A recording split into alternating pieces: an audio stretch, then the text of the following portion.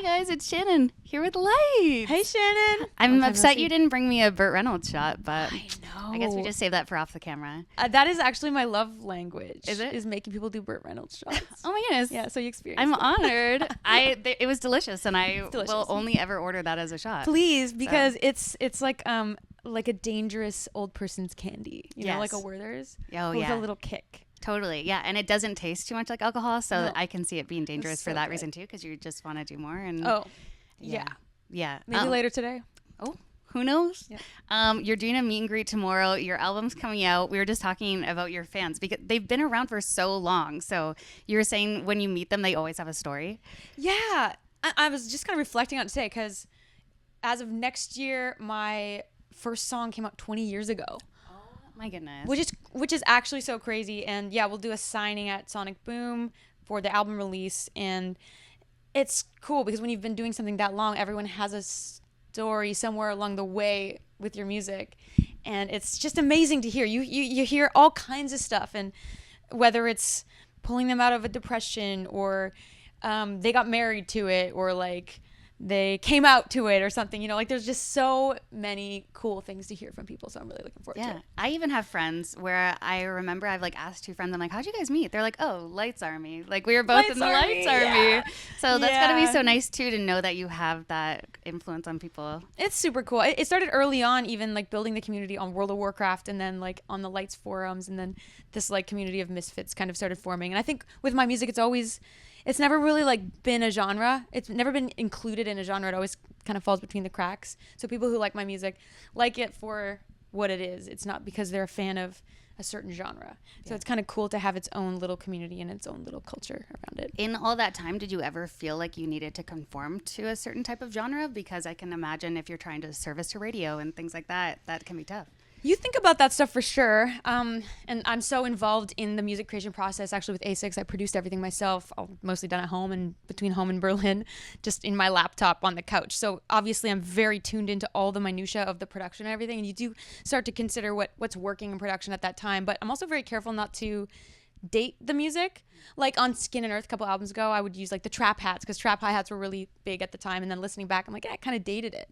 So while you do want to like follow trends and be part of like what's hot in production or in sound, I do really focus on making it its own kind of timeless project. And I think that's probably to a fault where it doesn't align with stuff necessarily, but it's its own thing. Yeah, I feel like this album too, it kind of taps into like old Lights, but then also new Lights, and you play with that too in the album too. So how was finding that balance of like feeding that nostalgia but also keeping it fresh? Yeah, I loved being able to like fan service a little bit and like reference back to February Air, and there's a song called Day 2, which is a reference back to Day 1 on Siberia. So there's all these little moments that even like people, every now and then I use my old voice, which is not my term, it's other people's term that I've seen, and I'm like, oh, I'm gonna rip that, like my old voice, in the song called White Paper Palm Trees and a couple other songs where it is reminiscent of my old stuff, because I still have the same heart of songwriting, but it is you know, new wavy, dark wavy mixed with like old Lights and a little bit of emo. So it's like a combination of all my favorite things. Yeah, you're your own genre. My own genre, emo wave, nostalgic Lights. I like it. You released the song White Paper Palm Trees and Surface Tension on the same day. Yeah. With videos. Yeah. I've never heard of artists even doing this. So take me into that decision and why those songs go together. Well, speaking of the like nostalgia thing, White Paper Palm Trees is the one that is more loaded with nostalgic Lights sound and references, and then Surface Tension is a bit more of the new wave, dark wave style, more the new sound. So I was like, well, what kind of fan are you? Like, let's make them duel against each other. And then I had this brainwave of like, what if the videos work together, which I've never seen anything like it either, so it took a lot of brain power.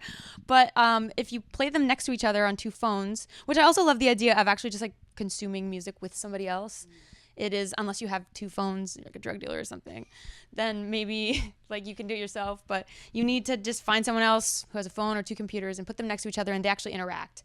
And it was such a cool like thing to brainstorm and to come up with and make happen. And I did the editing myself, and then I remember just like exporting them and putting them side by side. I was like, Is it gonna work? And it worked, and I was mind blown. I couldn't believe it actually worked. That's insane. I was gonna say, how does the production even go into that? Like, how do you even? It's just timestamps, like down to the millisecond, right? Where Yeah. I'm like, this is gonna happen here, and then and it's like finessed in the edit, but you can do anything you put your mind to. You just come up with crazy ideas and make them happen. I mean, that's what I'm doing at this point in my career. I'm like, let's try this, and everything kind of turns out the way I hope it does when I put the effort in. Yeah, I do feel like you are always doing something. Like, it's whether it's a graphic novel or just like, do you ever get burnt out, or do you like feed on being busy? I definitely feed on it, and I have found like a really good balance with it, in that I don't feel dragged around. I feel like it's literally my projects, my babies, and I'm really excited to share it and share the behind the scenes process on it. And one trick that I've found with the busyness factor is like, I'm always doing something, but I'm finding things to do in different skill sets. So like if I get burned out on writing music, I'll tattoo, because I started tattooing, or like work on the comic, or I picked up riding motorcycles, or whatever the skill set and the new adventure might be. I started DJing, I started a side project. Like, it makes you excited to get back to the other one. So it's always a refreshing spin when you get back to the other thing. It's not getting burnt out on one topic, which I think can happen. Yeah, that's cool. That's such a good way to look at it too. And then you'll never get bored either. No, and there's always new things to learn, and you can feel less bad about putting one on the back burner for a bit if you've got a few of your favorite things on the go. Yeah. Another job that you have is being a mother. Yeah, there's which that. is wild.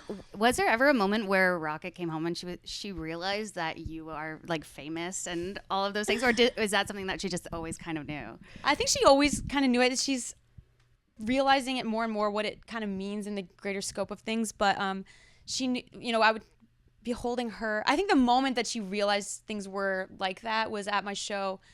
She was out watching the show from outside, and one girl was like, Rocket. And she was like 5, and she's like, how does that person know me? Wait, why? And she was talking to me backstage. She's like, that person like screamed my name. And so it was the first time she realized people knew her that she didn't know. And it was kind of strange for her, but and then she will get into the car with like her friends' families and request my music, or she'll wear the merch. I think she's like a big fan. She's like my biggest little supporter, and I think she's really proud. She's really proud. Yeah. And it makes me so happy, and I always want to share the process with her, and I leave a lot, and I want her to know it's because I'm doing what I love, so that when she grows up and she wants to go and do whatever she wants, she doesn't feel she has to sacrifice that for anybody, Oh, I love that. Does she have a favorite song on the album? I think she likes Surface Tension. I think she's told me that the other day. She's like, that's a really great song, Mom. It's a really cool song. And she's like looking at me like she's like 30. Wow. In her eyes. Like, that's a 30-year-old. Yeah. It's weird. Wow. An old soul, probably. It's an old soul. It's a great song, Mom. Yeah. That's so sweet. Is the German verse in there? Is the German singing come from you being in Berlin and working in Berlin? Yeah. I mean, my family is all from Upper Austria. So, and I went to visit them a couple years ago and realized there's only one that speaks English, my cousin. We're about the same age. And I couldn't really communicate with anybody else. So we're just kind of sitting around like drinking coffee and eating cake and like don't really know what to talk about. So I came home with my sister. I'm like, we're learning German. Like, we have to go back and be able to talk to them. So I've been learning German for a couple years.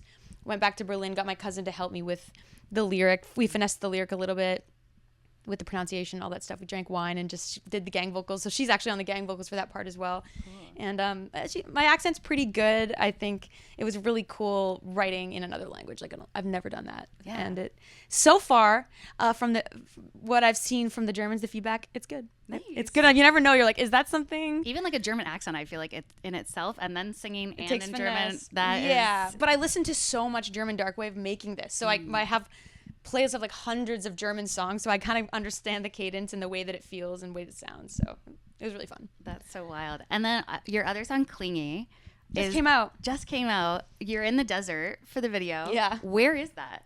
That's up the California coast in Pismo Beach. Okay. So it's like San Luis Obispo. What is that? San Luis.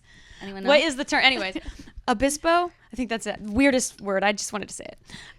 It is. Yeah, it's up the California coast, a few hours away from LA, and I scouted the location actually earlier in the year because I was actually sprinkling my friend's ashes. Wow. So my friend's ashes, which was a really integral part of some of the writing process on this record and some of the heart behind the music. And it was just this really special place. And I saw that dune situation, like, we're coming back. I'm gonna get some hot girl talent, and we're gonna come back and make a video. And so just shot on the dunes. Yeah. What was the inspiration behind that song and writing it?